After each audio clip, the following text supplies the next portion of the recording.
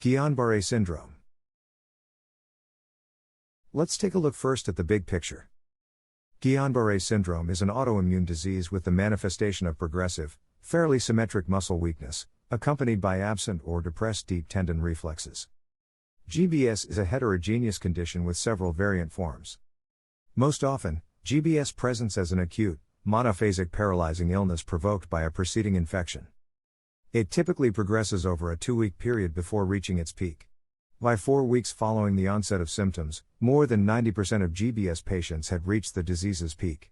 For more than 8 weeks, disease progression is compatible with the diagnosis of chronic inflammatory demyelinating polyradiculoneuropathy. What about the pathogenesis?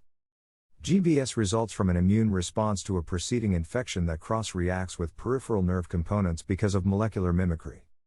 Immune responses directed against Schwann cell surface membrane or myelin epitopes can result in acute inflammatory demyelinating polyneuropathy. The pathogenesis is one of multifocal inflammatory demyelination, which begins at the nerve roots.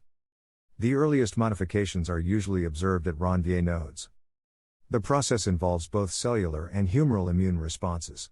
T-cell invasion is followed by macrophage-mediated demyelination, with findings of complement and immunoglobulin deposition on myelin and Schwann cells. Campylobacter jejuni infection is the most commonly identified precipitant of GBS.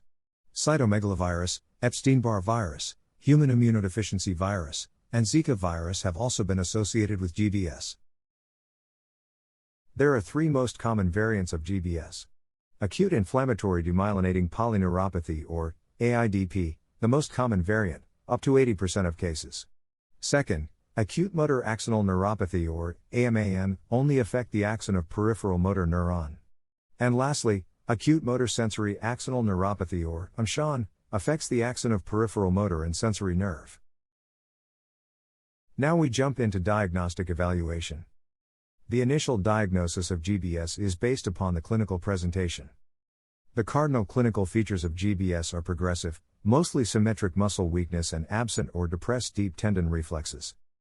The weakness can vary from mild difficulty with walking to nearly complete paralysis of all extremity, facial, respiratory, and bulbar muscles. The clinical diagnosis of GBS is supported if cerebrospinal fluid and electrodiagnostic studies show typical abnormalities. The typical finding with CSF analysis in patients with GBS is an elevated CSF protein with a normal white blood cell count. This finding, called albuminocytologic dissociation, is present in up to 66% of patients with GBS at 1 week after onset of symptoms. The elevated protein may be due to increased permeability of the blood-nerve barrier at the level of the proximal nerve roots. A normal CSF protein is found in 1/3 to 1/2 of patients when tested earlier than 1 week after symptom onset and therefore does not exclude the diagnosis of GBS. Nerve conduction studies and needle electromyography are valuable for confirming the diagnosis of GBS and for providing some information regarding prognosis. In addition, electrodiagnostic studies are useful in classifying the main variants of GBS as demyelinating or axonal. Demyelinating forms of GBS are supported by features of demyelination, including decreased motor nerve conduction velocity, prolonged distal motor latency, increased F-wave latency, conduction blocks, and temporal dispersion. Axonal forms of GBS are supported by decreased distal motor and/or sensory amplitudes. Glycolipid antibodies may be associated with different forms or aspects of GBS. However, aside from the GQ1B antibody associated with the Miller-Fisher variant of GBS, antibody testing has little or no role in the diagnosis of the more common GBS variants. Next, the treatment. We divide the treatment of GBS into supportive care and disease-modifying therapy. Supportive care for patients with GBS is extremely important due to the associated risk of respiratory failure and autonomic dysfunction with potentially severe cardiovascular involvement. Patients in the progressive phase of GBS require close monitoring of respiratory and cardiovascular function, often in the intensive care unit. Plasma exchange, commonly known as plasmapheresis, and intravenous immune globulin, or IVIG, are the 2 main treatment techniques for GBS. These medications accelerate GBS healing.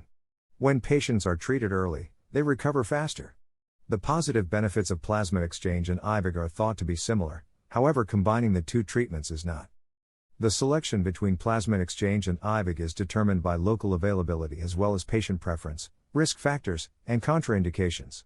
Patients who are just minimally affected and are now on the recovery do not require disease-modifying therapy. When both therapies are equally available and there are no contraindications to either, we recommend IVIG treatment. Plasma exchange is typically administered for 4 to 6 treatments over 8 to 10 days. The most common complications include hypotension, sepsis, and intravenous access. Intravenous immune globulin is given at 0.4 gram per kilogram each day for 5 days. Aseptic meningitis, dermatitis, acute renal failure, usually associated with sucrose-containing foods, and, occasionally, hyperviscosity leading to stroke are all possible side effects. Other than plasma exchange and IVIG, no other pharmacologic treatments have been demonstrated to be useful in the treatment of GBS. Glucocorticoids, in particular, are not useful. If you find this video helpful, please hit the subscribe and bell buttons. And don't forget to like and share this video. Thanks.